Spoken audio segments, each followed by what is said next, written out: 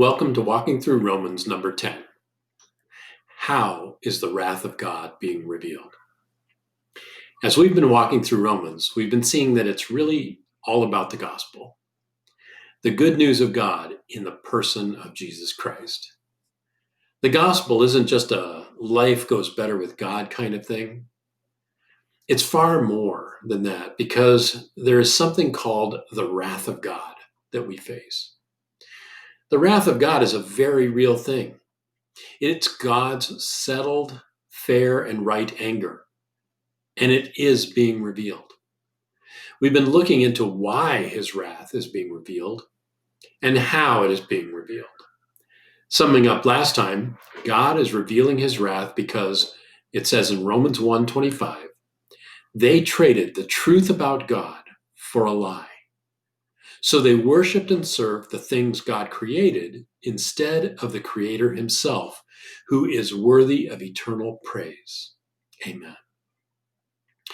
Paul shows us that God is revealing his wrath today because men and women are worshiping God's creation rather than God. This can take the form of nature, people, or people's creations. Most often, I think it's actually ourselves. Just listen to civil discourse. It sounds an awful lot like people are setting themselves up as the ultimate judge, taking the place of God. Self-worship.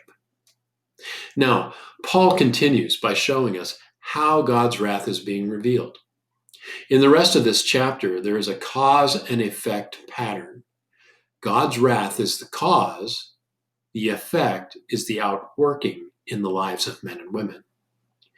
In the following 3 verses, I'll read the cause, the how of God's wrath. Then next, we'll look at the effect or outcome. First, in Romans 1:24, Paul writes, so God abandoned them to do whatever shameful things their hearts desired.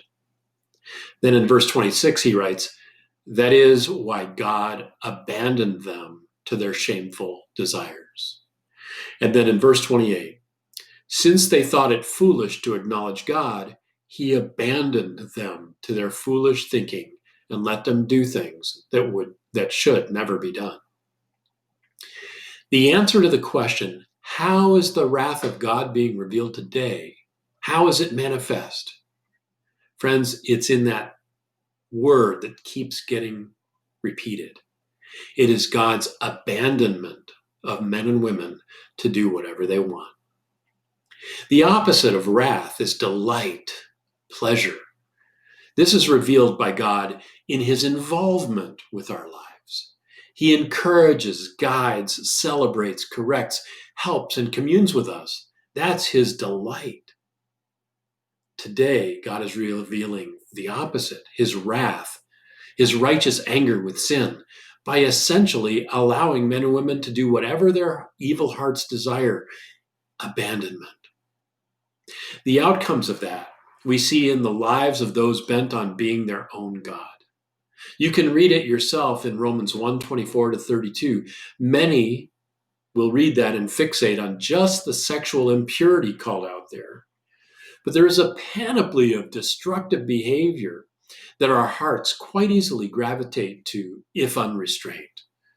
God knows, and we know, if we are honest, that the results of this unrestrained behavior is destruction. Destruction of relationships, jobs, families, churches, even cities and nations. The worst thing I can imagine is being abandoned by God. We have a choice today, friends. This wrath is the bad news. But for you and me to really appreciate the gospel, the good news, we must face this truth. In case you're thinking, this message is for those who aren't Christian, preach it, Dan. My fire insurance is all paid up. Stay tuned for next time. Paul has a word for you too. God bless.